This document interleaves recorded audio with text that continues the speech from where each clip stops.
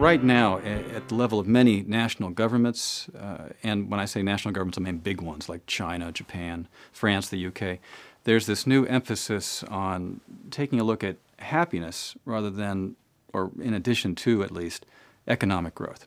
And there's even a very serious movement to begin lifting up the measurement of people's happiness and well-being as a parallel measure to GDP and economic growth, and to begin emphasizing that human well-being so that we're not just focused on how many dollars and yens and other kinds of currencies are flowing through our cash registers. Now, what does that mean for business is a really interesting question. I've been telling my clients in the business world that they really need to start looking at that, because at the very least in the future, in the same way that they were eventually required to do their accounting with very publicly and in ways that could be checked, and now they're very often required, at least in a soft way, to report their environmental performance, etc.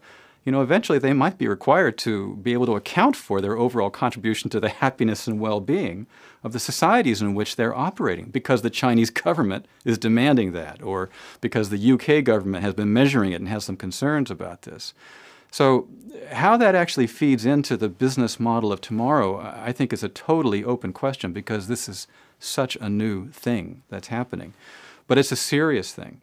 And it's driven by political realities. If you look at the demographics in Japan, China, the UK, those are places where the aging bubble of people and the reduction in the younger population groups means that, well, it may be very difficult in strictly pure economic terms to deliver the same GDP growth figures that we're used to. So I think you see these governments understanding that and scrambling a bit for what can we offer instead. And again, what this means for business is interesting, and I would suggest that it means two things. It means that the businesses in those parts of the world, again, have to dramatically reconsider their business models to be able to generate maximum revenue on minimum throughputs.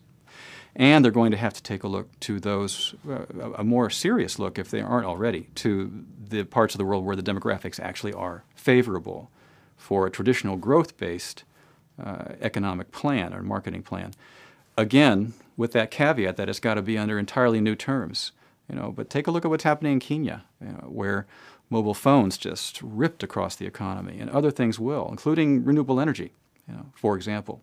So this is an entirely new phase in the world's economic life, and we're just beginning to try to figure out what it means for businesses and for business models.